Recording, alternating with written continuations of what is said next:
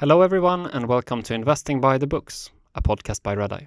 I'm your host Eddie Palmgren, and with me in the studio is my friend and colleague Niklas Sävås. In today's episode we are joined by JC de Swaan. De Swaan is a lecturer in the economics department at Princeton University. He teaches courses on ethics in finance and on Asian capital markets, and is also a partner at Cornwall Capital, an investment fund based in New York City. In the book and subsequent movie, The Big Short, author Michael Lewis wrote that Cornwall Capital was one out of fewer than 20 investors in the world who saw and shorted the subprime mortgage market before its collapse. So Niklas, which book will we speak about today? The title for this episode is JC de Swaan's book, Seeking Virtue in Finance, where we learn about the ethical aspects that finance professionals encounter. And what do you think makes this book relevant for us and our listeners? Seeking Virtue in Finance gives many examples of good and bad behavior, and from these examples I think there is a lot to learn for analysts, investors and operators. The mission of the book is also aligned with our core values at Investing by the Books and Redeye to show that there are many good people in finance who strive to make a positive difference for the world. I think the following quote sums up what de Swaan aims to do with this book. The fundamental question I seek to address is how, given the existing structures and set of incentives in the finance industry, a finance professional can pursue a viable career while benefiting society and upholding humanistic values. Seeking Virtue in Finance was published in 2020 by Cambridge University Press, and we are delighted to have its author on the show today. Here comes our conversation with JC de Swaan.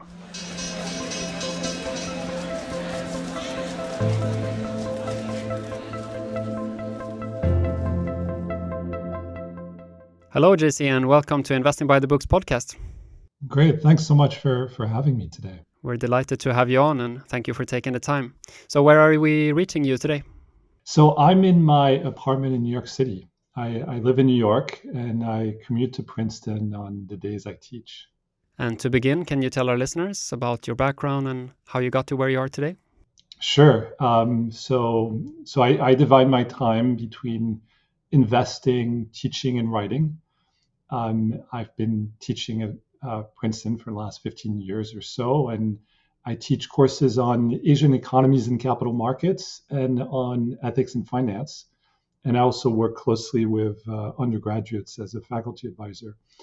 On the investment side, I've been with Cornwall Capital for about a dozen years, and I've been doing a combination of macro investing and in recent years, shareholder activism in Japan, as well as some private equity. Now, in terms of my background, I started by studying both geopolitics and history of art separately as an undergraduate. And then I did a combination of geopolitics, economic development, and public policy in grad school. And after that, I ended up working at McKinsey in management consulting for a number of years, and eventually moved to the buy side. But I came to the buy side from a little bit of an unusual angle in the sense that I'd always been interested in this concept of finance as a force for good, as a way to promote economic development, and I was particularly interested in investing in emerging markets. And so I started by being an analyst at an Asia-dedicated long-short equity fund, and then worked for a macro fund. And it's really in the last 15 years or so that I took a little bit of a hybrid path that combined investing and teaching. And I have to say I've been incredibly lucky to be able to do that. So far it's worked in part because the two activities are quite symbiotic.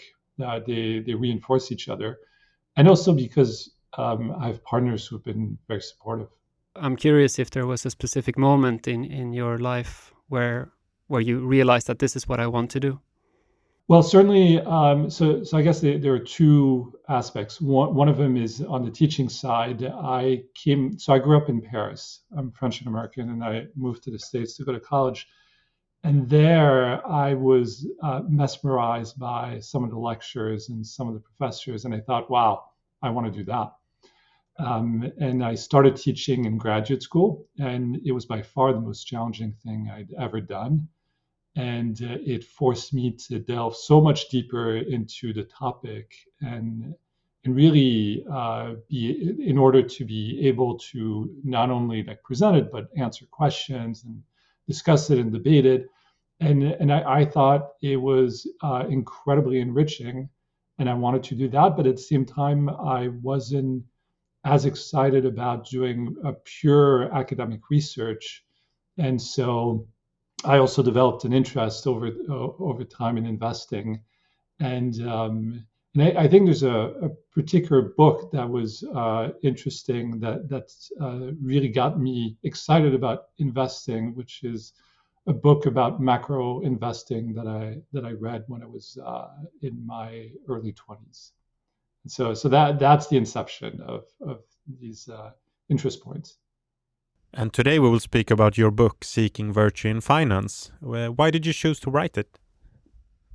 So I was always interested in this concept of finance as a force for good, and when I started teaching, a natural course for me to create was one on ethics in finance and on the impact of finance on society. And I taught this course so the ethics in finance specifically, I taught it to undergraduates. And I found repeatedly that many of my students are keen to work in finance, but they're concerned about being corrupted the minute they walk into their first job, right? Whatever the first job is in finance, whether it's investment banking or private equity or hedge fund. And the other thing that was striking also is that the first semester I taught the course on ethics in finance, halfway through the first semester, one student asked me, why is it that our discussions put so much emphasis on ethical behavior? Why don't we also analyze constructive behavior? Why don't we talk about inspiring people? And I thought, of course, why is it that we never devote any attention to this? So I looked for the literature to bolster the syllabus and to devote attention to it, but I couldn't find any. So I decided to embark on this as a research project tied to my course, and out of it came the book Seeking Virtue in Finance. And when we speak about virtue, that reminds me of Ryan Holiday's book series on different virtues. But for those not familiar with it, how would you define virtue? So the way I approach it, first of all, is influenced by Aristotelian philosophy and virtue ethics. And virtue ethics tends to call for living in a way that's consistent with the virtues and calls for exercising practical wisdom in the face of challenges and dilemmas. Now, I didn't set out to write the book with an explicit objective to apply virtue ethics to finance, but I ended up drawing from its tradition, and I would say drawing in particular from the fact that virtue ethics emphasizes moral character, practical wisdom.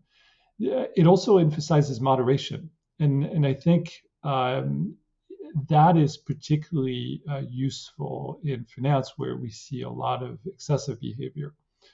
And it also aspires to achieve both moral and skill-based excellence, which I found very compelling. And there's a lot of emphasis on leading by example.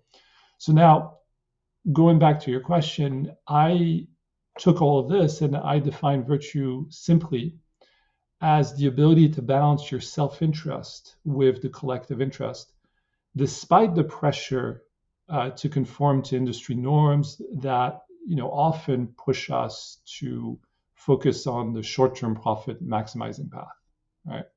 And what I did in order to study virtue is I studied role models, and I looked for individuals that were self-interested, ambitious, successful. I wasn't looking for people that were altruistic, because it's hard to relate to altruism. So I looked for these people that were self-interested and yet they were able to balance their self-interest and the collective interest.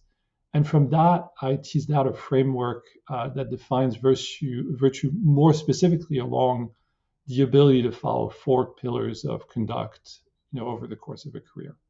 And we will go deeper into those soon. But first, I would like to ask you a bit about these kind of the difference between the popular culture today, which portrays finance pretty poorly, compared to you, who write in the book that the premise of it is that finance is a force for good. Why do you think this difference exists? Yeah, so that's an interesting point because first of all, I should mention my fundamental belief is that finance is a force for good. So that's my starting point. And what's interesting is that our understanding of finance as a force for good has evolved over the years. When I was a grad student studying economic development, we never spoke about finance or banking as a factor in economic development.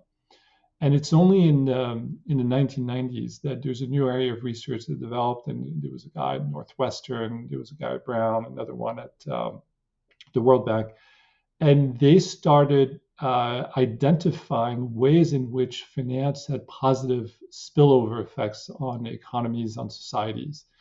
And from that moment on, I think, at least in the academic world, there was this sense that finance is more than simply the plumbing. And the research showed that it tends to help economic growth, creates more opportunities for a broader population, tends to spur entrepreneurship, promotes innovation, improves corporate governance, all sorts of ways in which it's helpful. So that was kind of a whole trend in the 1990s and the 2000s. But then the global financial crisis came along, and that absolutely shattered these notions, right? And it brought to the fore the fact that not all finance is a force for good, and that there can be such a thing as too much finance. And so that's, I think, one, and there's also the rise of inequality. And these things combine to spur often a negative impression of finance in popular culture. But to me, it was really interesting, that pivot in the research to the limitations of finance and ways in which certain types of finance can create their own problems. Now, I'll just add to this. Again, my view is finance is absolutely a force for good, but it does have limitations. And at times, it sways away from its client-serving mission, and it sways away from its singular focus on supporting the real economy. And you mentioned the four pillars, which is also how you have structured the book. Can you briefly introduce the listeners to it? So these are the pillars that I teased out of the study of these role models. And very simply, so four pillars. The first pillar is customer mandate, and this is the most important pillar. It is our professional mandate, since we're in the business of serving customers. And the key here is to serve your customers' interests faithfully, even when no one is looking. And that's the challenge, of course, that in finance, there's a lot of opportunity to self-serve, to, in a way, extract value from your customers, because it's often the case that the relevant information for customers is hard to find, or it's difficult to interpret. And so you can think of that pillar as a spectrum, right? And on one hand, you have putting your clients' interests first, and all the way to fleecing clients and the proverbial grab what you can when you can. So that's the first pillar. And I think traditionally, when people thought about ethics in finance, they thought about that fiduciary responsibility to their customers, rightly so, right? And then the second pillar is social wealth creation. And this pillar, in a sense, is rooted in a conundrum, because you could find yourself in situations where you serve your customers very well and you fulfill your primary customer mandate, but you do so by extracting value from other stakeholders or from society. And so this pillar is really about serving your customers well without extracting value from others at a minimum, and ideally by creating value for other stakeholders. The third pillar is inclusive leadership. And here now we're looking inwardly inside the organization. So whatever firm you work at, And in my mind, I always thought it curious that when we talked about ethics, we didn't really talk about the way in which you interacted with colleagues, with employees. And to me, it's very hard to think of someone as virtuous if they're being horrible to their colleagues and employees. And so the questions asked in the third pillar is, are you treating your colleagues and employees with dignity and humanity? Are you helping them develop and thrive? And are you preventing discrimination? So these are all relevant questions in my mind. Now, in the hierarchy of these four pillars, I don't think it's as important as the first two because we're talking about a smaller community now. Like it's a small group of employees and colleagues, but it matters in my mind. And finally, the fourth pillar, engaged citizenship. And that, to me, that was the one that was most fun, most interesting to research, because the premise here is that as finance professionals, we're lucky in that we have a skill set that's very versatile. And this pillar is really about to what extent are you using your skill set and perhaps the network that you've developed in the industry, and potentially, if you've had a lot of success, any wealth you might have generated to serve society outside of the parameters of your job in finance. And it can be in parallel to it, or it can be after, once you've moved on from the industry. So at a very high level, these are the four pillars. And if we start with how to serve customers well, you bring up the point that the goal for the individual working in the finance industry typically is to make as much money as possible, which is often at odds with the customers. Do you have a good example of that? Yeah, I mean, I'll mention, so first of all, finance professionals are naturally incentivized to do well, right, by their customers, and they need to be competitive in order to survive and create demand for their financial services. But now, this being said, there's a lot of opportunity to extract value from your customers, and that is because the industry is complex, it's opaque, and it's opaque often by design, and there's a large asymmetry of information between the service provider and the customer, particularly on the retail side.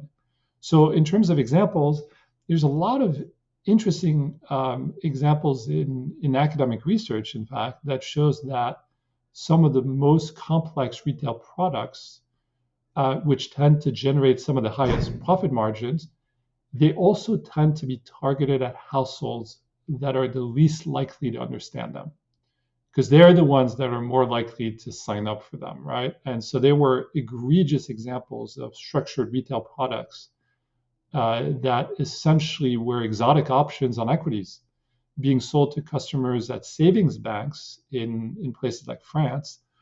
And savings banks, of course, tend to service lower income households. And of course, these households are the least likely to understand these products. And lo and behold, these products often didn't perform well for the customers. So there are all sorts of examples like this. There are examples in the credit card industry where the least attractive credit cards end up being targeted at the households least likely to understand the terms, and so on. But the caveat here is, I think most of finance serves its customers well, and so I don't want to leave the impression that everybody's out there to fleece clients, but there is a space where this happens, and it's reasonably frequent. And a recurring theme of the book is otherwise that you describe individuals and companies that have set good examples for the industry. And in this chapter about serving the customers well, you mentioned Jack Bogle, which most of our listeners probably is familiar with. But why is he, in your view, a good example? Yeah, so Jack Bogle is a towering figure. As you know, he founded Vanguard, the pioneer low-cost index fund manager, and he has arguably created more social value than just about anyone in finance, in the US at least, over the past decades. I was very lucky in that he was involved in my seminar for many years before he passed away. And his life's mission was very simply to persuade individual savers to move from active asset management to passive index funds. And it was based on a view that they would just be much better off with these types of products, even if it generated dramatically lower fees to him as the financial service provider. And he had a strong belief that the asset management industry was a gigantic exercise in collusion amongst the leading asset management firms to fleece the customers. And so he started a revolution in the asset management industry towards index products and lower fees. And he truly worked on behalf of his customers' interests. And frankly, he was not popular amongst his peers because he put so much downward pressure on fees across the industry, right? And the other thing that's remarkable about him is, I mean, this is someone that that had been very successful already in the fund management world. He had to leave his previous company. He could have started all sorts of ventures. He decided to set up Vanguard as a not-for-profit. It's a mutual company where all the profits are returned to customers in the form of lower fees, which frankly makes it hard for companies to compete against Vanguard.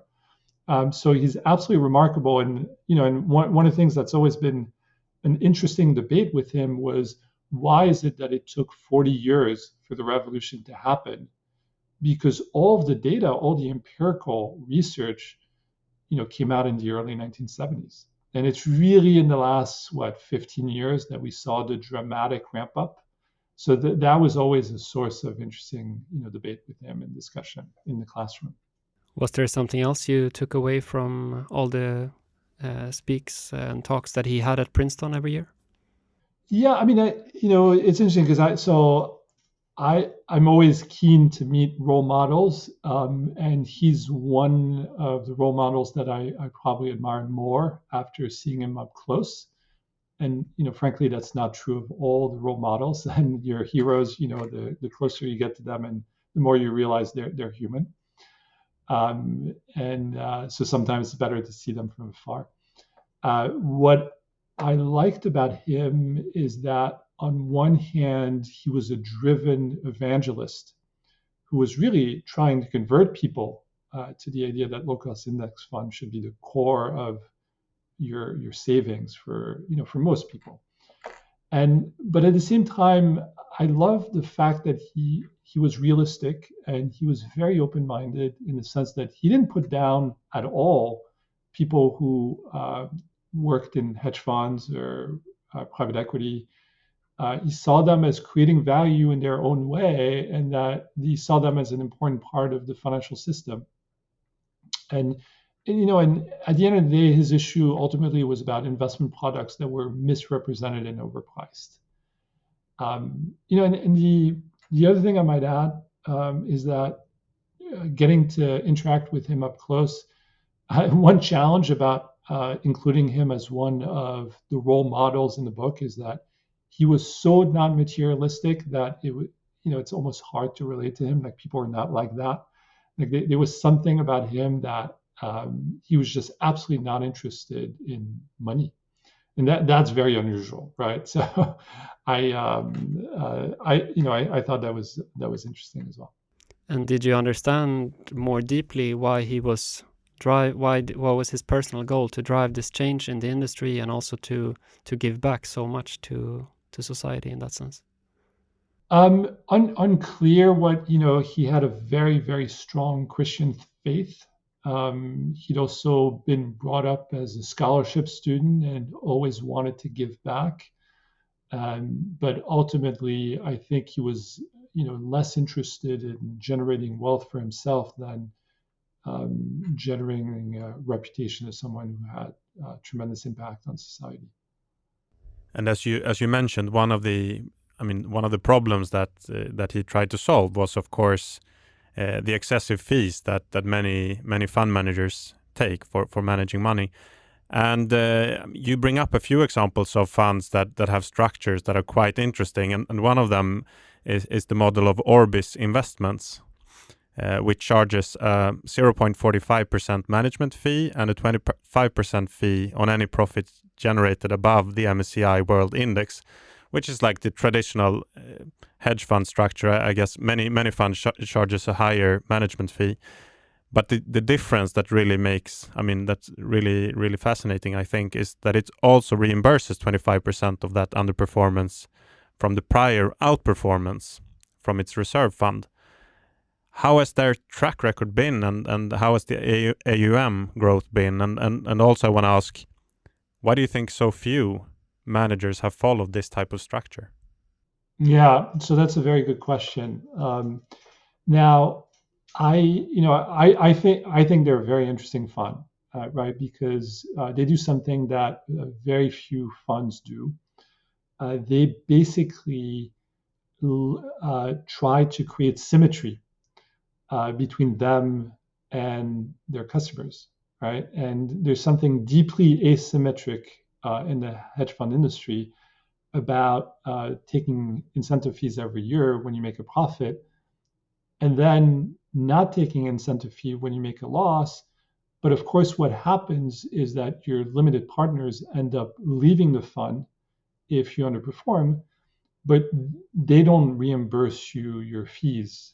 And so you end up generating higher fees than really what's meant to be on paper at the end of the day. And he and a few others that Orbis and a few other funds that I've studied have done this a very thoughtful, or adopted this very thoughtful approach of creating symmetry. And it's that they generate a profit, they take an incentive, and they generate a loss, and then they return some of the incentive fee that they had generated in the past. So now I haven't followed closely Orbis since I researched the book, which would have been a few years ago. But I understand that they've outperformed their benchmark since inception. And the last I saw was something like low teens compound annual return and this is in the public domain. Now, what's also clear from the outside, simply looking at their AUMs, is it doesn't look like they've grown a lot. And I think it speaks to one of the paradoxes of doing something thoughtful like this, is that it's not necessarily something that LPs will jump on. And I've always been curious about this and we did things that were similar to, not the fulcrum fee, but other terms that we thought were very thoughtful and it's progressive. And what you find is that often LPs relent because it doesn't really fit their framework. It tends also to be more complicated. And there's and to me, it's always been a question mark as to why is it that in some ways it ends up being harder to market something that's non-standard, even if it goes in the favor, if it's specifically designed to create more symmetry, to be for the benefit of the LPs. And I wonder if it's more work and you have to go to your IC and explain something that's different. In the back of my mind, I also wonder if perhaps the LPs are worried that they're missing something, and and maybe they think they're not understanding how they're going to be taken advantage of in one way or the other. But now the reason why we're not seeing a lot of other funds do this is primarily because there's no pressure from LPs. If the LPs came together and said, we want to see that symmetry, you would see it. But right now, we're not.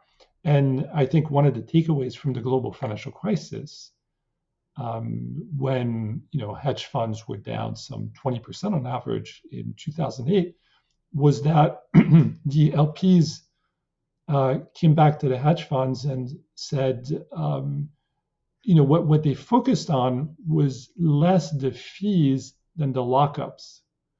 They really wanted to get rid of the gates they really wanted to have more liquidity. And so what you found is that there's been, some pressure over time, just because as you know, hedge funds have generated less and less alpha over the years, and so naturally there's been pressure on fees, but we haven't seen that kind of revolution. The other point maybe that it can be hard on the employees. I mean, at the end of the day, you probably maybe over the longer term, if you were able to raise more money, you'd make more money. But if you have a mechanism like the one that Orbis has, that means you have to put much of your incentive fees in reserves, and the fund takes more of the volatility of the performance, and less of the incentive fees in the near term, and so that's also a trade-off. My thought that comes to mind is also that there's a lot of relationships in this type of industry, and sometimes decisions are made not on rational decisions, so to say. And you bring up an example, for example, with golf tickets being delivered from I think it's Lehman Brothers. Maybe you can tell this story. Yeah, I mean, I think this is about Watermark, and Watermark is a hedge fund. It's a relative ARB hedge fund, and the co-founder of it, Andy Okun, I thought I always found inspiring. I came across him some like a dozen years ago, and then I brought him into my classroom to discuss his approach with the students. And this is someone who had been in the sharpest elbowed group on Wall Street, because he had worked at Salomon Brothers in the fixed income group back when they dominated that field. But it was the culture there was very sharp. And he and his partner, Steve Matzalewski, left and wanted to create their hedge fund. And what was interesting is they said, you know what, we're going to do all of our terms based on a blank sheet of paper, obviously eventually reviewed by lawyers, because they thought that the hedge fund industry was simply so skewed to the GPs that from their perspective, it didn't make sense. And you go through their terms and the fine print, and it's a dozen things that they do that are systematically thoughtful. And one of them was that they just wouldn't accept the perks, right? The perks that were very prevalent 10, 15 years ago. Less so now, because there's been a lot of pressure. And so there's a story around the like tickets, I think, for some US Open, and some of their employees being stuck because they had accepted tickets and he wanted to return them, and it was complicated, and he had to go through a whole project to try to figure out how to return them. But it speaks to his character. And from your point of view, what do you think is an ideal fund structure? So it's hard to talk about an ideal fund structure theoretically, because it has to be customized to the strategy. It has to be customized to the size of the fund and to all sorts of other factors. I will say, of course, on the fees, you want alignment, and that alignment always implies not over-earning from management fees. But that's really more relevant for larger funds than smaller funds. Smaller funds typically tend to struggle in terms of the management fees. I would point out one aspect, because there's so many different terms that you can discuss, but one aspect that I find particularly interesting is lockups, because lockups is a critical aspect of your terms that can dramatically influence the strategy, sometimes in a negative way, right? And so, say if you're a shareholder activist and you have a fund that provides monthly or quarterly liquidity, then you end up being forced to show quick short-term performance by definition, right? Because your investors are going to look at your returns, and as soon as there's weakness, now you have a lot of investors that are thoughtful, right? a lot of LPs are very thoughtful, long-term, and so on.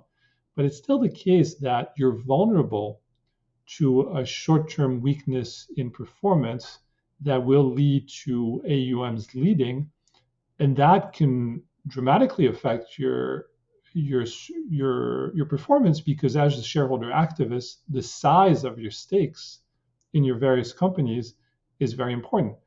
And so as a result, if you have monthly or quarterly liquidity in a strategy that is not well suited for short-term liquidity, it leads to making you do things that you shouldn't be doing, right? It leads to maybe more agitating, more advocating loudly for quick fixes that might bump up the share price so you can exit or show returns, right, and exit, but that won't ultimately create long-term value for the stock.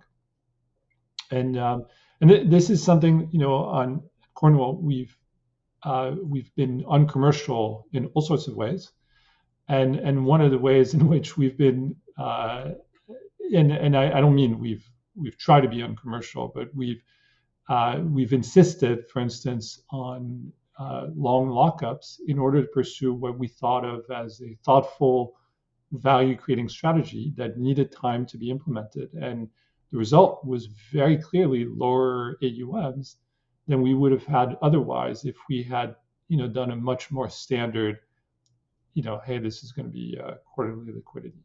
It has a lot to do with the symmetry you discussed before as well. That, I mean, if you have a fund investing in really illiquid names, and you have a lot of liquidity with the fund, then you have a problem. Absolutely. Moving on to social wealth creation, you write that social wealth creation is at odds with the management of a client relationship. And I'm curious to know more about that. Can you expand on that, please? Yeah, so the way I would put it is slightly differently, which is I would say it's most often the case that when you serve your customers well, you will create value for society, right?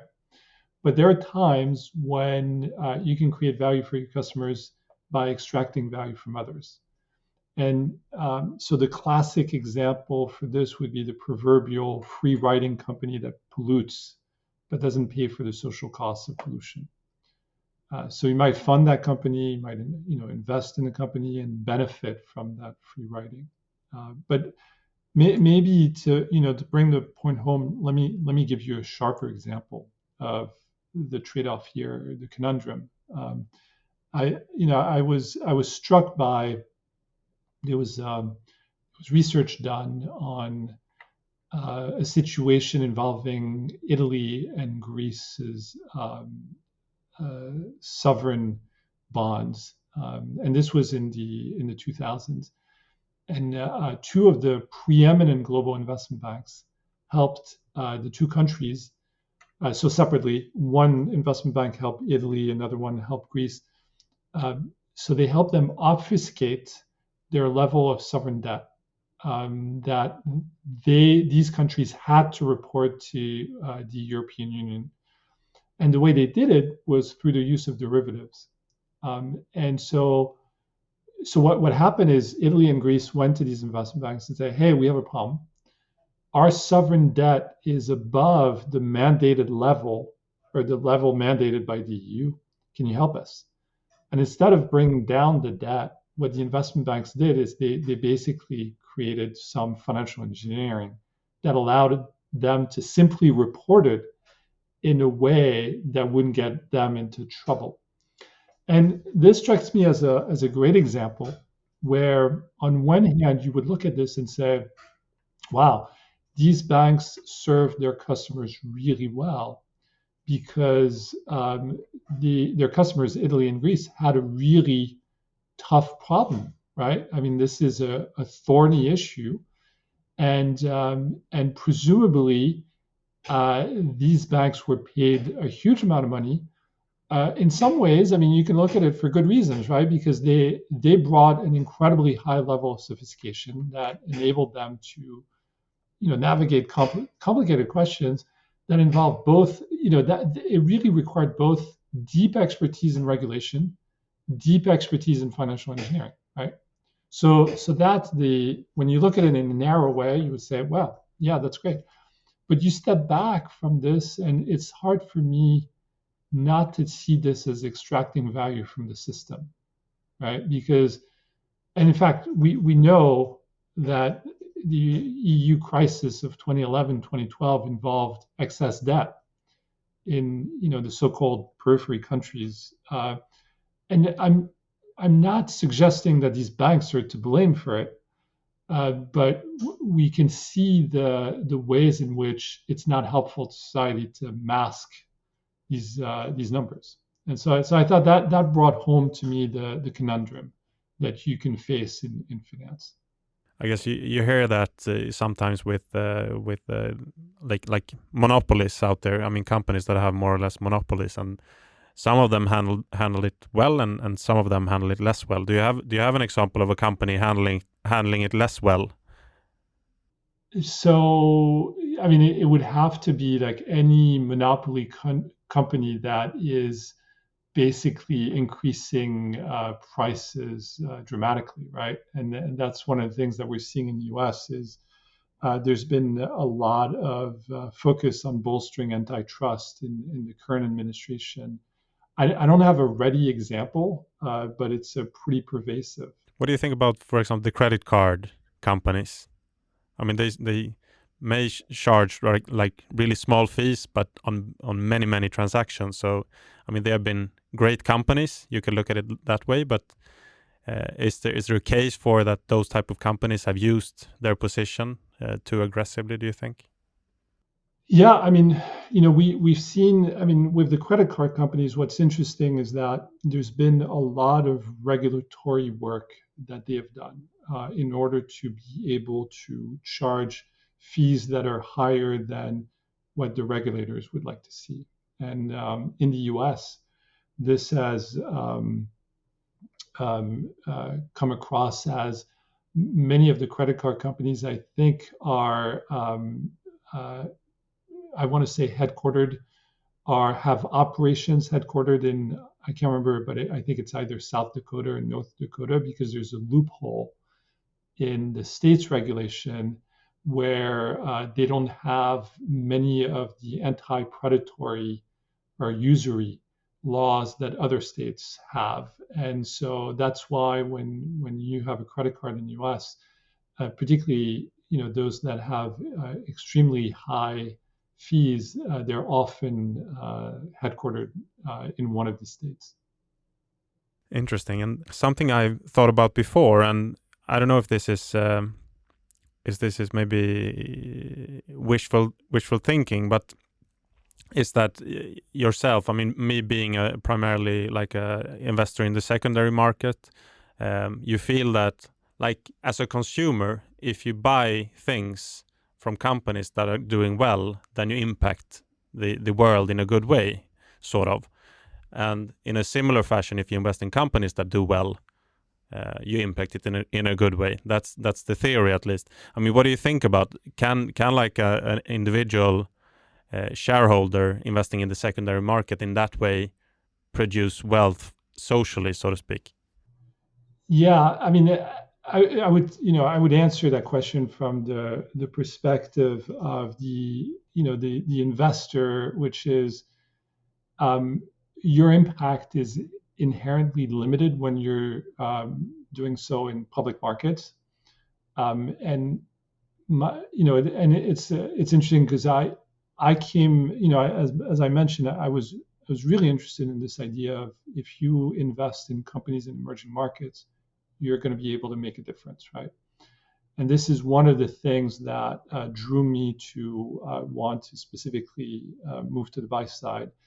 And it turns out that when I started, I worked for a long-short equity fund dedicated to Asia, and it took me probably about a week to realize that I would have zero impact on these economies, right?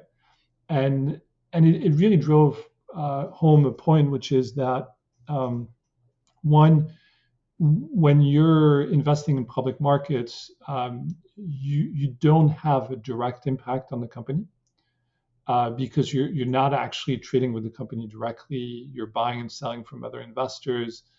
And now, the impact on price will eventually affect their cost of capital if they were to raise more capital. But the challenge is also that public market ownership is so diffuse, right? So any buying and selling you do tends to have minimal impact on average. And I think here the broader point is that when you're doing that as a public market investor, you have less direct impact on underlying companies than if you were to do this as a private market investor, where ownership it's much more concentrated, and you have much more of a mandate to create value and be hands-on, right? Now, in the public market, shareholder activists have that mandate, but certainly the idea that you would impact a company or society through your investing in public markets is inherently limited unless you're a very, very large fund. I agree. And I think, for the individual, the way you can do it more or less is that, if you invest in smaller companies, then you can actually, speak to management and try to, influence them to do good decisions. For example, there have been instances when investors I regard highly have sent books to the management team about how to create like shareholder value and things like that. And we interviewed Larry Cunningham before in the podcast, and he has a book, Quality Investing, I think it's called. That's quite helpful in that regard. So I think, that's at least one thing you can do. But as you say, trying to influence a large company on the stock exchange is more or less impossible for a small investor. It's tough. But now, this being said, is I don't want to swat away your duties and your power. You should vote, right? You should vote on proposals and interact with management, because all of these create pressure points, and ultimately it's a mosaic of pressure points. But I'm just raising the fact that there are limitations to that. One thing I also want to bring up is that you write that more money goes back to shareholders through buybacks and dividends than are put in as equity issues. And I just want to widen the discussion a bit. And do you see that as a problem, or did you just highlight this in the book? No, it's more of an observation, and you can look at it in different ways. And one, companies that are mature, that generate cash flows and are not seeing attractive opportunities to reinvest their capital should absolutely return capital to the shareholders, right? So that's a good thing, because it's about allocating capital to its best uses. And in fact, that's one thing that Japan didn't do for the longest time, in that many of its companies have been hoarding cash and not reinvesting it. They have this tremendously cautious approach, which is embedded in some ways the trauma of the lost decades, right? Post their market crashes, and real estate and equity market crashes of the early 1990s. And in the last 10 years, there's been a lot of pressure for them to increase their returns to shareholders, and that's been a great development in Japan. Now, in the US and in Europe, there's another context which perhaps raises questions about the opportunities offered by public markets. And that's when you're seeing higher growth companies being brought to the market at a much later stage than they used to. And when they IPO, the money being raised is really primarily channeled to the VC or the growth equity investors as a way to exit the company, rather than being used to fund growth. And here, there might be questions arising around public markets not providing retail investors the same growth opportunities that they used to, right? And in some sense, it's putting pressure for retail investors to find ways to invest in private markets. And in recent years, we've seen these opportunities develop. But at the same time, I want to be careful about saying it's so negative, because it's a way in which markets have become also very efficient, compartmentalized, right? And it doesn't mean that you wouldn't want to have a class of growth equity investors, and they need to do well, and they need to be able to exit. And in Japan, and I talk about Japan because I've been quite involved there recently. There are just very few investors in. You don't really have a growth equity asset class, and so that means that high growth startups end up listing at a much earlier stage. But there they have the opposite issue in a sense, is that they often end up being they often end up listing too early and being overlooked in the market and not trade much at all. And inverting the discussion around the impact investors can have on going long and owning stocks. We spoke a bit about the financial crisis before, and as Michael Lewis describes in his book and movie, The Big Short, your firm Cornwall Capital was one of very few investors in the world who identified and took position against the US subprime mortgage market in 2007. And we know that, some stakeholders in society, they claim that short selling is negative, as the falling prices, they make it harder for companies to fund themselves. And I also remember from the movie, two guys being very happy about earning a lot of money, but another guy being claiming that actually people will lose their jobs, suicidal rates will go up and so on. So there's a lot of impact for society in that sense. I know that you weren't at Cornwall Capital back then, but I'm interested in your view on short selling. Sure, yeah, and as you mentioned, I unfortunately cannot claim any credit for The Big Short. But going back to in some ways, the social impact or the impact of shorting, I'm not of the view at all that short selling is negative for society. And we certainly we have these debates in the classroom with the students, because there is certainly, for some students who have not been in finance, there is an intuition that there's something very negative about shorting and it's not supportive and so on. But in my mind, it's a fundamental aspect of well-functioning markets. There's nothing nefarious about having a view that the stock is overpriced, or to take exposure to what you would expect to be a correction to its price value, regardless, in fact, of whether it's simply to protect yourself, via a hedge, say, or it's an outright position.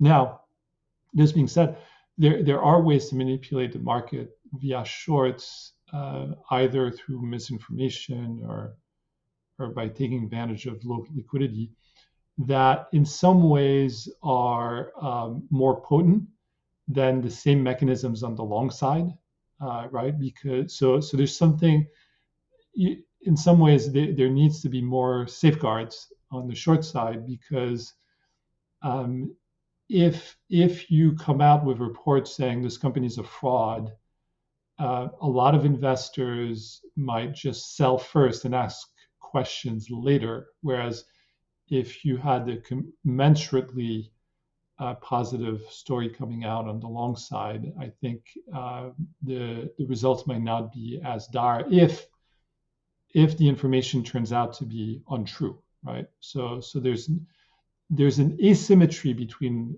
going long and short here. And of course, there's an asymmetry in the sense that you can, when you go short, you can lose a lot more than the value, your initial value, whereas without leverage on the long side, you can only lose what you put in. But that's a perversion of shorting, and shorting on the whole is is an absolutely critical mechanism to achieve market-determined prices.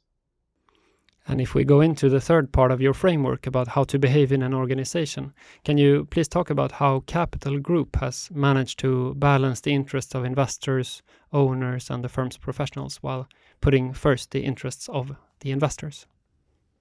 Sure, and I should mention, so in the book I wrote about 60 different individuals and firms, and for each one of them there was a specific angle that I thought was interesting to learn from. And for Capital Group, I thought they were interesting because of this notion of servant leadership.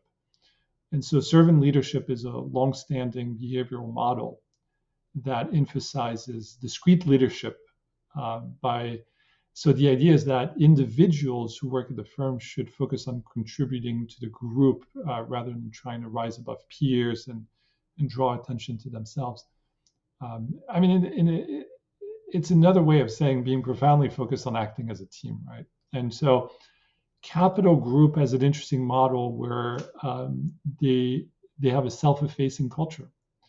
It's a mutual fund company that was founded almost 100 years ago, and they emphasize simplicity, and they also really emphasize a team approach, but they do it in a way that every firm frankly emphasizes their team approach, right? Every single investment bank or investment firm, asset manager will say, we have a team approach, but they organize it structurally, where the portfolio management role is structurally distributed across several people, and it's one of many different ways in which they want to make sure that people work toward a common goal rather than trying to assert themselves individually. And there are other aspects that I found intriguing and sometimes inspiring, and the fact that they're self-effacing to the point of not having their logo on their headquarters and things like that. So I thought it was an interesting firm to learn from. And you write that a marker of servant leadership is the gap between the highest compensation and the average in an organization. And at Redeye, we also believe this is important and have a similar question in the people section of our quality rating that we have to rate all the companies that we cover. And I want to ask, why do you believe the US public market stands out as a bad example in this aspect, and why has this just grown and grown and grown over time, the difference between the highest paid and the lowest paid in organizations? Yeah, I mean, that's a very, very interesting point. And I haven't seen good data on private investment funds, but we have some data on listed banks. And it's not perfect because generally I've seen it as a ratio of CEO compensation to the median US household income, but it's still, so it's not specific to the median of each firm, but at a minimum, it does suggest that CEO compensation in the US has become unhinged in the last few decades, right? And the data shows that the median multiple, I think, was 100x, right? So this is CEO compensation to the median household income in the US. So it was 100x in the late 80s, and it went up to 500x by the time of the global financial crisis. Since then, it's come in somewhat. And I think there are several factors at play here, and some of them structural, others cultural. I think on the structural side, we've seen so first of all, of course, the advent of stock options, right? Like, of course, that is what's allowed to fuel this. And I think stock options have been, on the whole, like a force for good, right? Because it's really aligned the interest of management with shareholders. But at the same time, one of the challenges is the short-termism of the way these instruments are set, and the focus of CEOs on short-term performance rather than long-term performance.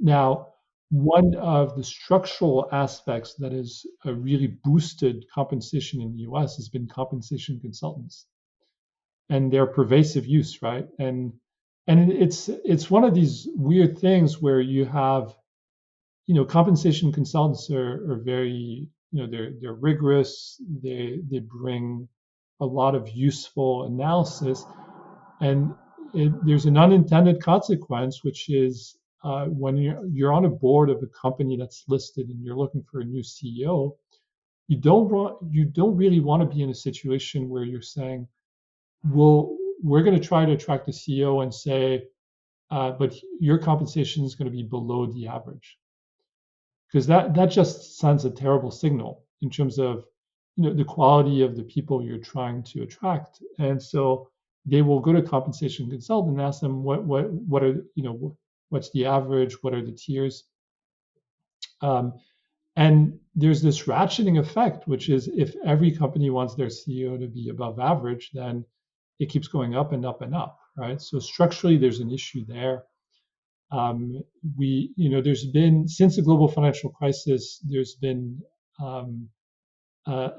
little bit of a constraint put on this because of something like say on pay.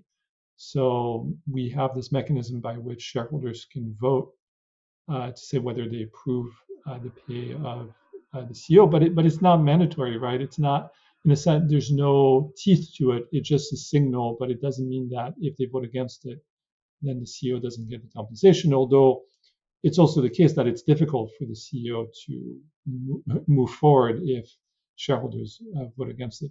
And I would add also, I think culturally in the U.S., there are fewer psychological barriers around advocating for more money, whereas there's some element of restraint that you find in parts of Europe, and certainly my understanding in Scandinavia, and certainly in Japan, right? And Japan's a very extreme example where, I mean, as you may be aware, like CEO compensation is actually quite low. It's actually very low compared to the rest of the world, or developed world. And when we started doing shareholder activism, we thought, of course, we're going to go to these CEOs and say, well, we'd love to introduce a new compensation system. And we're going to link your compensation to performance, first of all, right? We're going to create metrics, and then we're going to link it to the share price. And here's what this might mean for you. And they were just not interested. And there's a cultural constraint there of a deep sense of restraint where they don't want to be they don't want to be seen as greedy, and they don't want to be seen as the ones that might have brought in a new compensation system that will create more volatility, both in terms of their compensation, potentially in terms of employees' job stability. And as a result, they were very reluctant to take on new compensation systems. And I think that's evolving, but it's still, there's a certain cultural aspect there. And moving on from the cultural aspect of a country to that of a corporation, Buffett and Munger has often said that if they got the assignment to change the corporate culture, they would just turn in the keys. And on a similar note for employees, you write that an individual can impact the norms within a firm, but it's much easier to do the right thing working for a firm that have high standards. Please expand on that. Yeah, so I think the point here is that it's simply much easier to pick a firm that has a good, responsible culture than it is to try to change the culture from the inside, because that's a very heavy lift, right? That's beyond the reach of most individuals. Culture in most organizations is defined at the top, and it tends to shape the norms and values. And in fact, what you find is that it's actually the unspoken values of a founder or perhaps a CEO, that these unspoken values tend to inform the way people are being compensated and the way they're rewarded internally. And that tends to supersede any formal code of conduct. And to try to change that is very difficult. And so now, of course, this depends on the size of the firm. If it's a smaller firm, then you can certainly have a deep impact. And it also depends on the performance and sway of the individual. But by and large, much easier to pick a firm that has a good culture and try to change it. And a question there on, for example, the private equity industry. They go in and really change things in a company. And what's your experience in how much do they really change the culture? When they are gone, is there a different culture there? Or, what typically happens if a private equity firm goes into a quite large company with, established processes and systems and so on? Yeah, so my sense is that the private equity funds, they have their impact by changing the incentives, not the culture. So they'll come in and create all sorts of new KPIs, and then we'll make sure that these KPIs are linked to compensation at the top and then down the scale, and that will change behavior. And over time, if the culture is at odds with the new compensation system, I think employees will leave, and then new employees will come in that are more in tune with the culture that will need to embrace the incentives, because that will make the difference. And that's where in Japan the challenge is it's hard to bring these KPIs in unless you own the company. So it has to be a private equity situation. I'm curious if you are familiar with Mihir Desai. Yeah, he's a friend of mine. Okay, nice, because I've been reading his book some time back, The Wisdom of Finance, which he published in 2017. And for those not familiar with him, he's a professor of finance at Harvard Business School, and he's also a professor at Harvard Law School. But in this book, The Wisdom of Finance, he writes that it's not finance that is bad, and it's not the people who finance attracts who are bad. It's just that finance fuels ego and ambition in an unusually powerful way. And so he asks a question, which I'm curious to hear your thoughts on. And that question is, how do we protect ourselves from the particular kind of personal risk a life in finance creates? So that's a great question, and that's in some sense the fundamental question that we ask ourselves in my course on ethics in finance. There's no straightforward answer to that question, and I believe ultimately it's a mosaic of approaches that can prevent one from being essentially perverted by the industry. And perverted might be too strong a word, but negatively influenced, by the industry. And so I would consider a few ideas. And I would say first, the biggest challenge by far for finance professionals is to be even aware of the fact that there's a moral dimension to what they do in finance, right? The problem in a way is that finance theory underpins the industry and makes a bunch of assumptions, including the fact that pursuing your self-interest will necessarily be good for yourself, for the company, for the economy. And that as a result, there should be this unquestioning kind of march forward, right? And there's no space to question what the impact of what you do might be. And frankly, all of that is reinforced by the fact that there's a ton of incentives to do well, that you kind of do what your managers tell you to do, and that your peers are all doing the same thing. And that unfortunately can lead to things like the global financial crisis, right? Where excessive behavior that is oblivious to its impact on others eventually creates a lot of damage. So this awareness is critical, and that's in some ways that's the hardest piece, is to be even aware of the fact that there's a dimension there for questioning, right? There's another aspect to this, which is the importance of cognitive biases. So we have blind spots that lead us to make bad decisions unwittingly. And so there's a whole field of behavioral ethics that has developed over the last 20 years, and that tries to understand what is it, why is it that we have blind spots, what our blind spots are. And it's the concepts like bounded awareness, or the slippery slope biases, or motivated blindness that essentially lead us to make decisions that an objective observer on the side would question, but because you're deeply embedded in a complex web of incentives and pressure, you might not be aware of it. And so I would say being more thoughtful and understanding about the role and impact on finance helps a lot. And this is partly what I try to do with the book, right? Both in its analysis and in the framework I offer. Now, I will also say that, so one of the role models that I write about and that was very involved in the course for years was John Whitehead. John Whitehead was the co-senior partner of Goldman Sachs from the mid-1970s to the mid-1980s.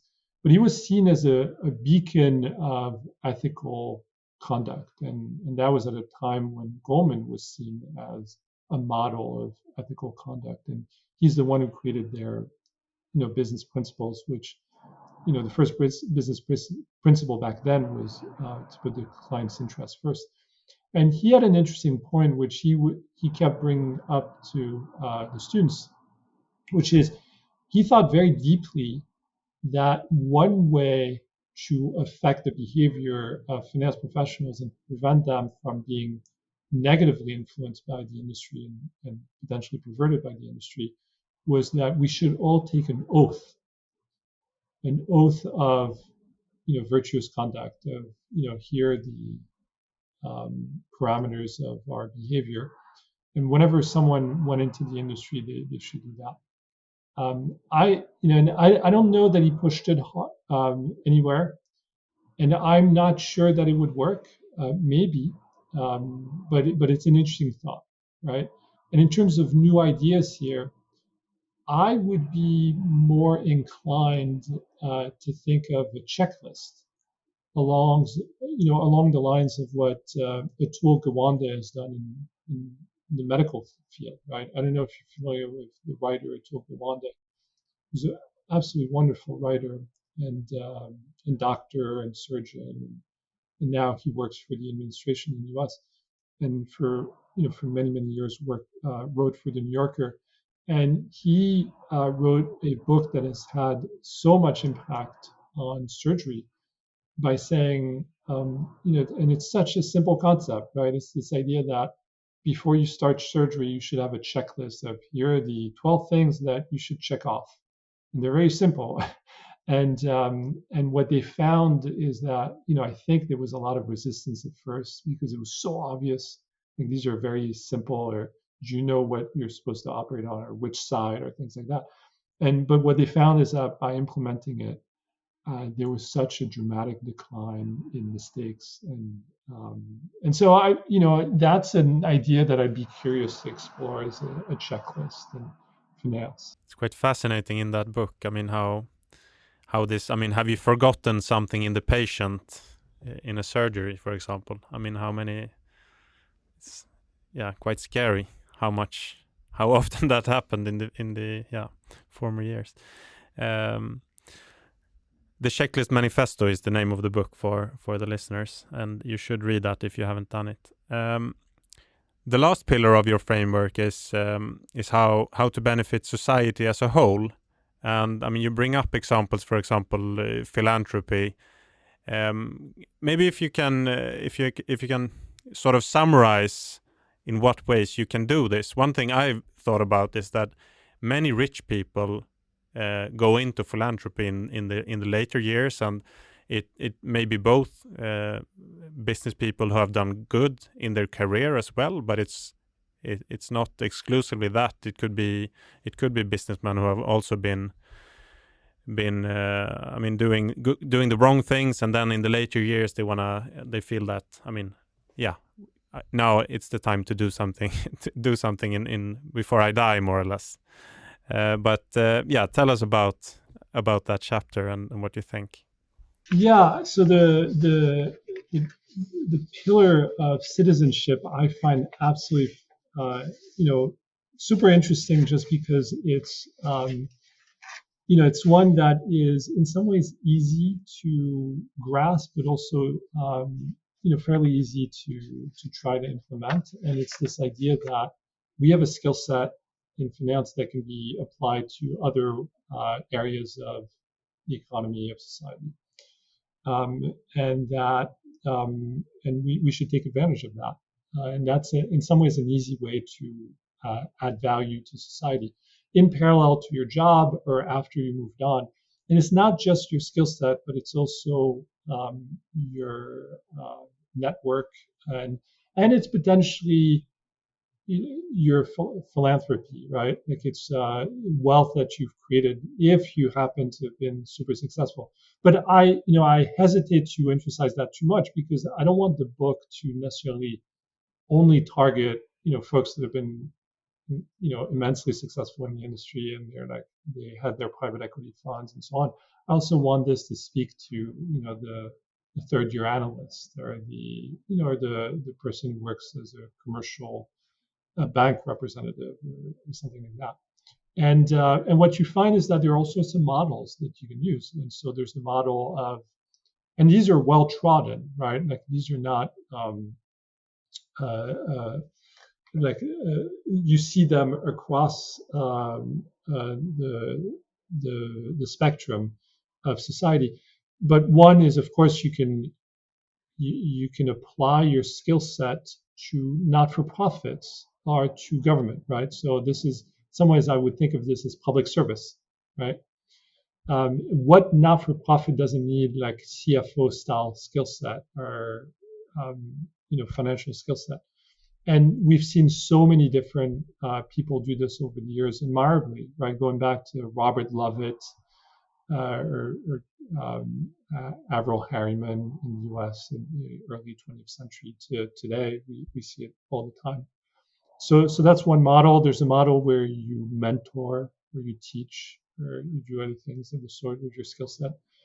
There's another model where you try to improve the system with your skill set, and that I found particularly remarkable. And so there are role models such as David Webb in Hong Kong, that are Nick Benish in Japan, that have done remarkable things, right? And David Webb is a great example of someone who's a small cap fund manager, British, who came to Hong Kong probably like 30, 40 years ago, and has had a very, very successful career investing in small caps.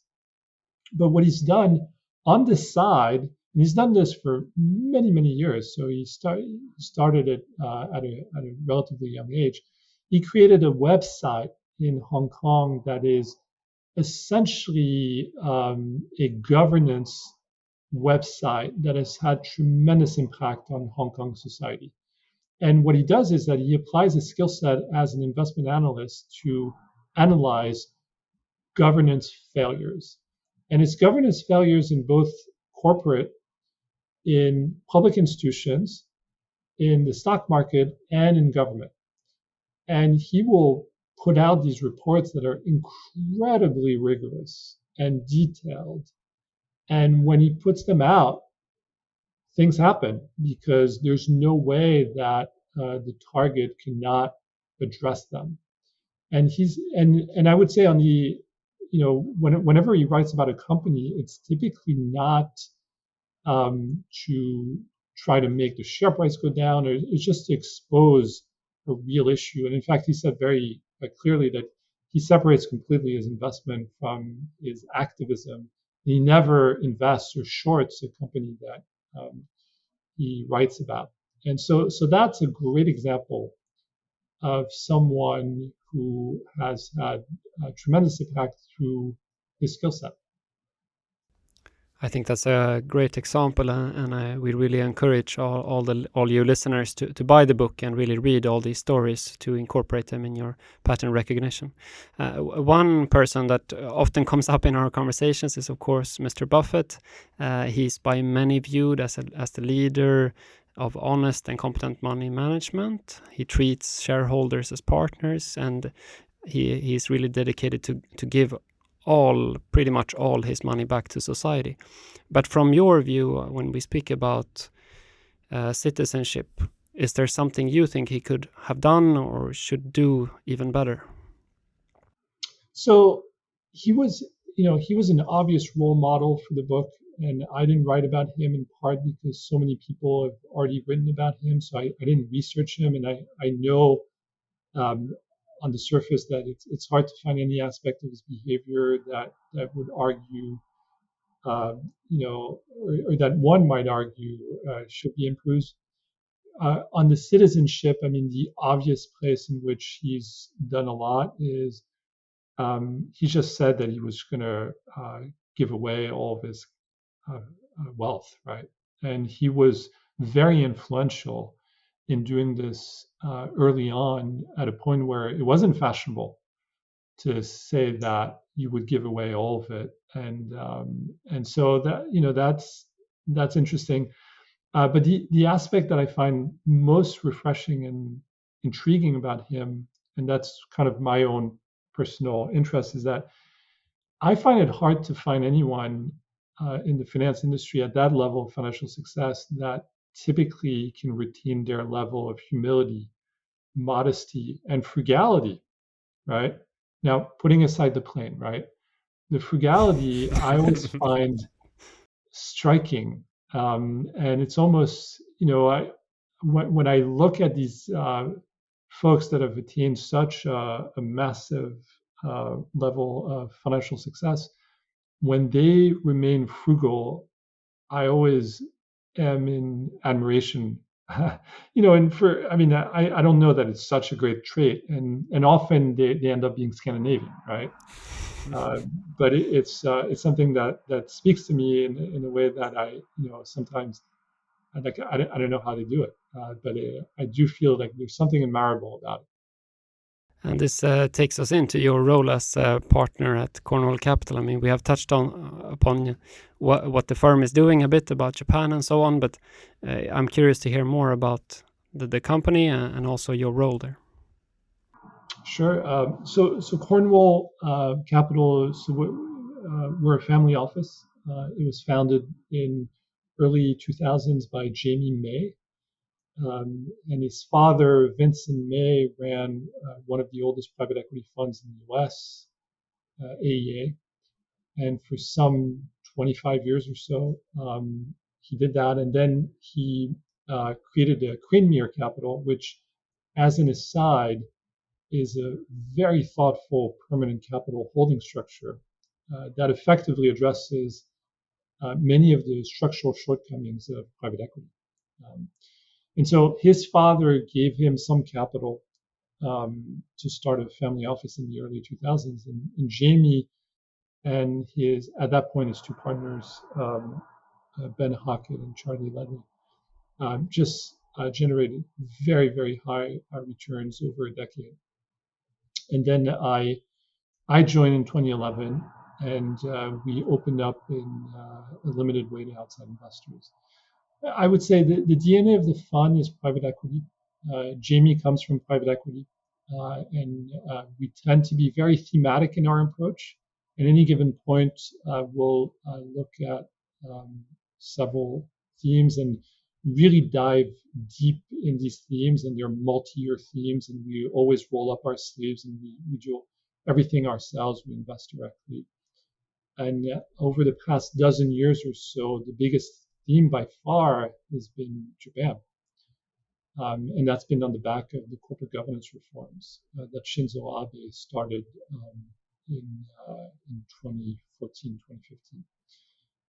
And today so the firm, Cornwall, is pivoting in a sense, because for 10 years, a lot of what we did was a constructive form of shareholder activism in Japan.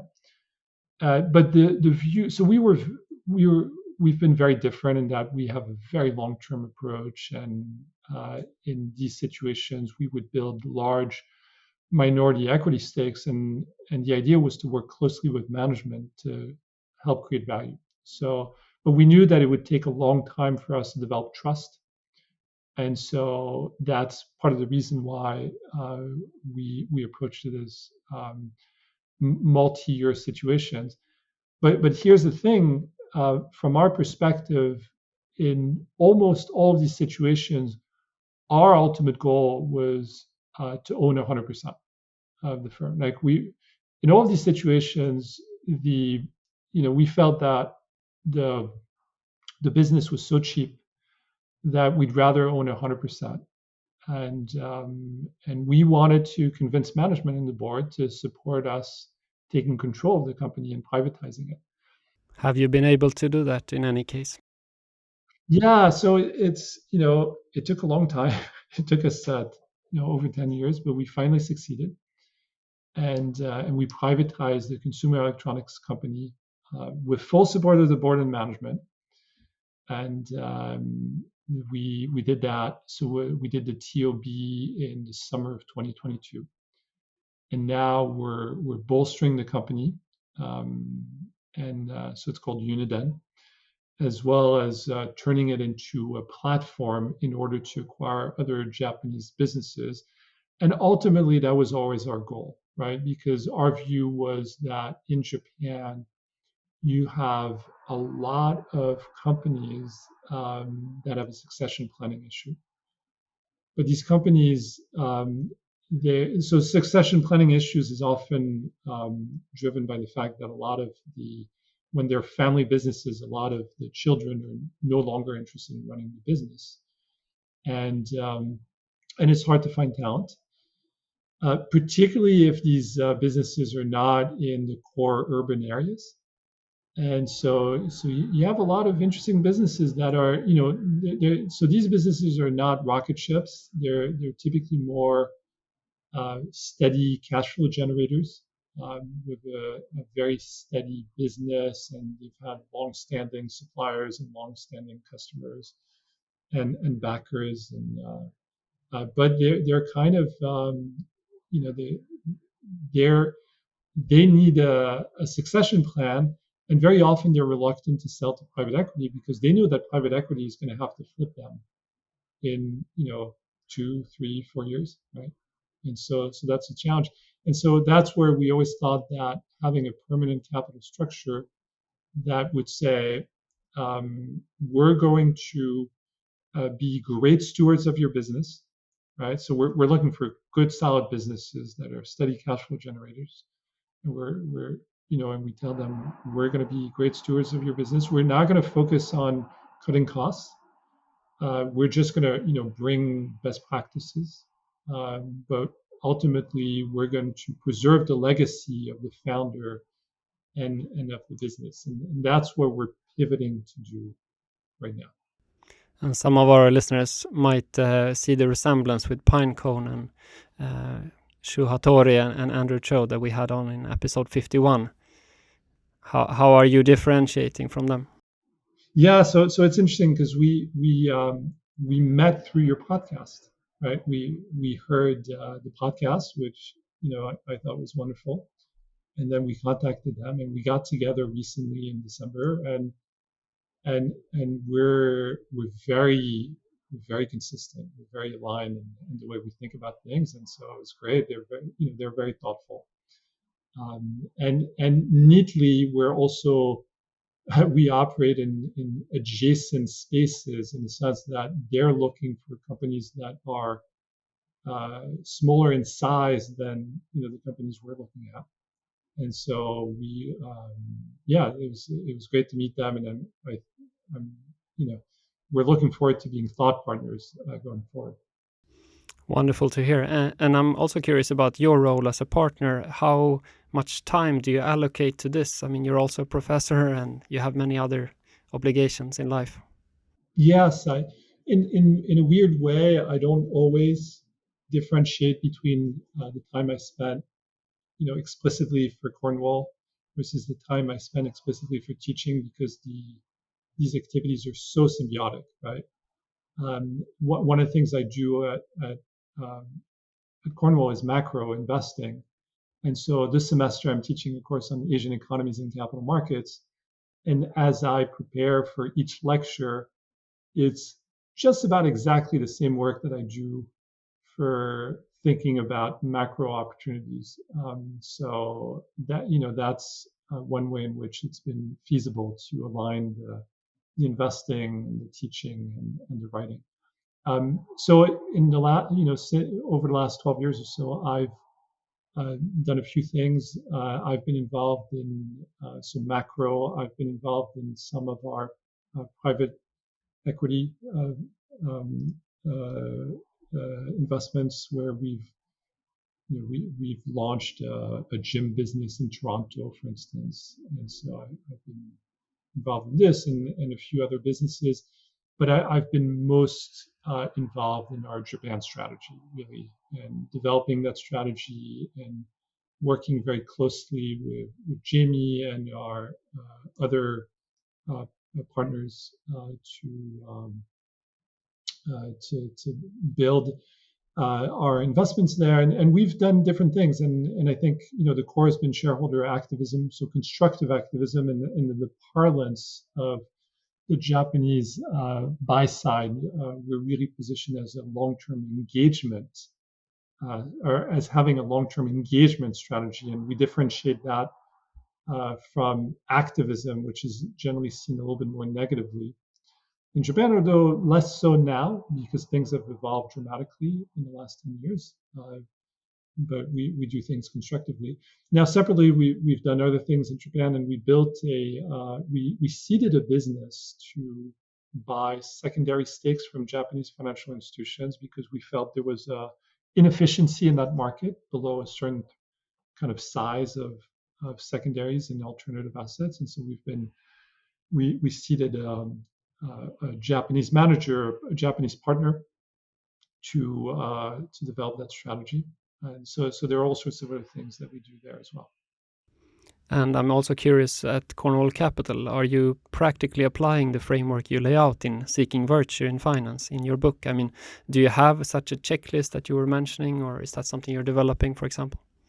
Yeah, so that's an interesting point. So I would say, first of all, my research on ethics in finance stemmed out of one of the courses I've been teaching for the last 15 years. And it's, of course, informed by my experience working in investments and working at Cornwall, but it's never been a Cornwall project per se.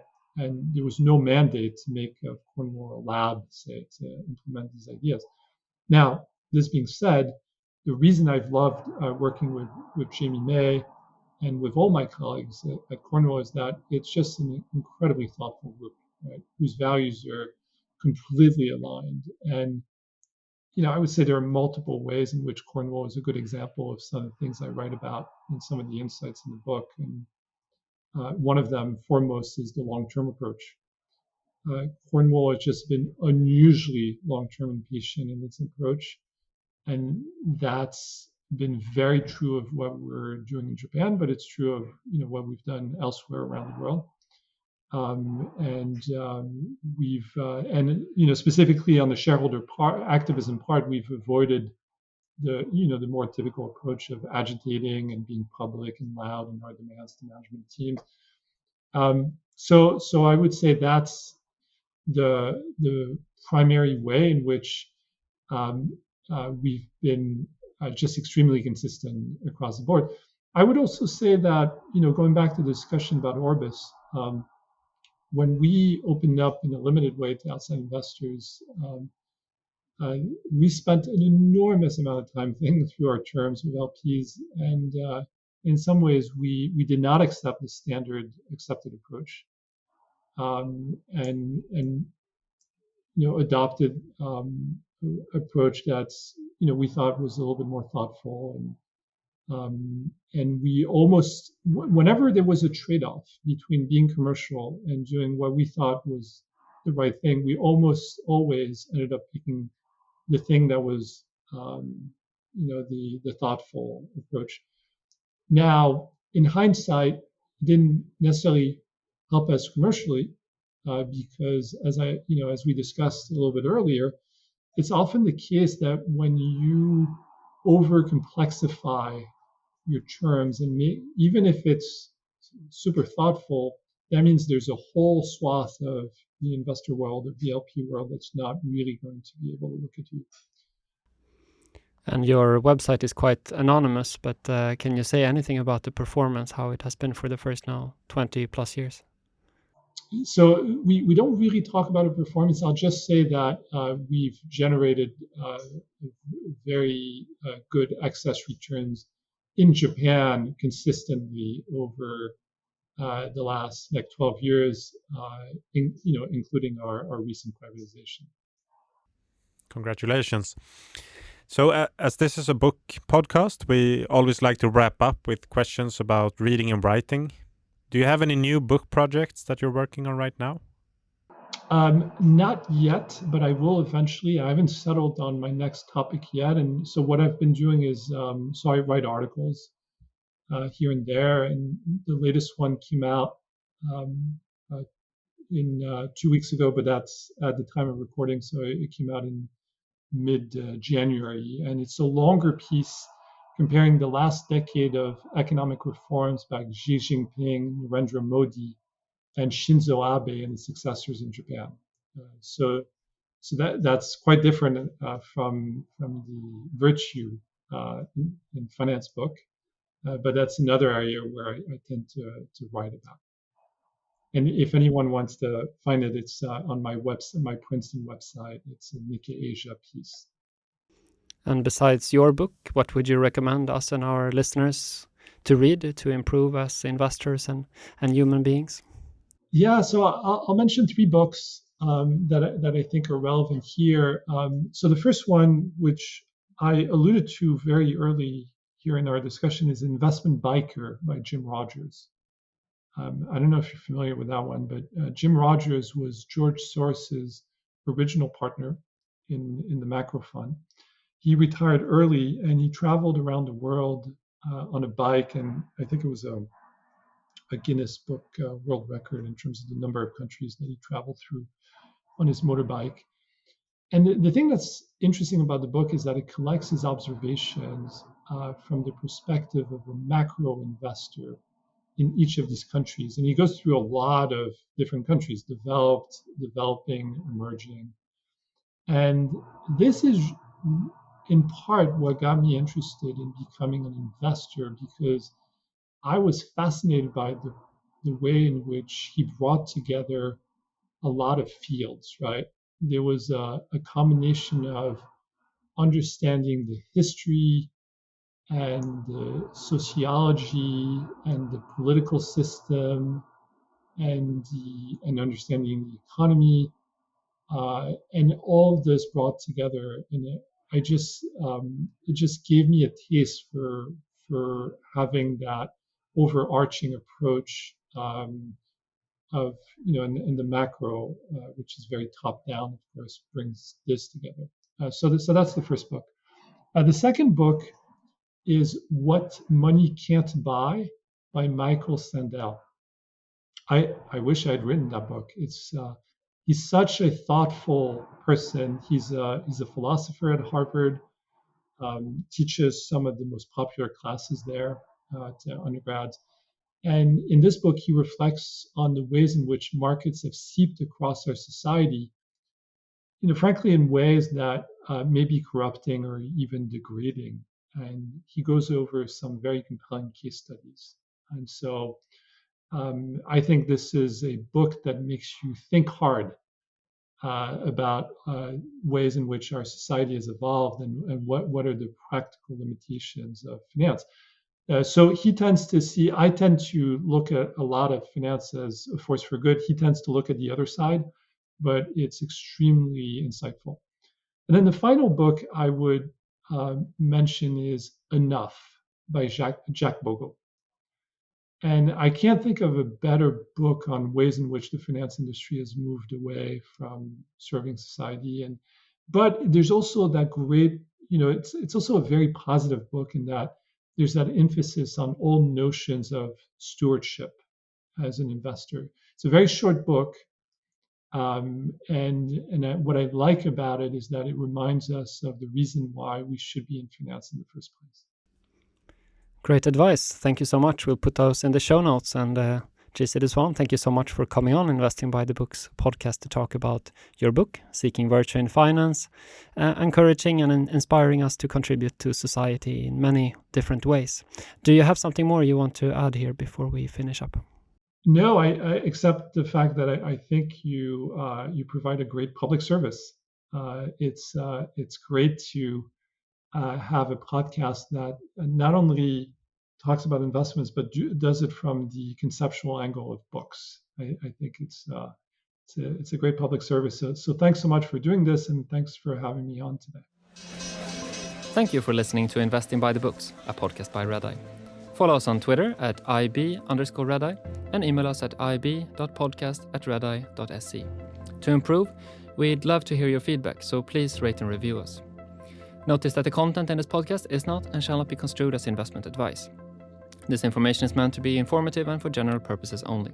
For full disclaimer, visit redeye.se. I'm your host, Eddie Palmgren, and until next time, I sincerely wish you the best of luck on your journey through life and investing.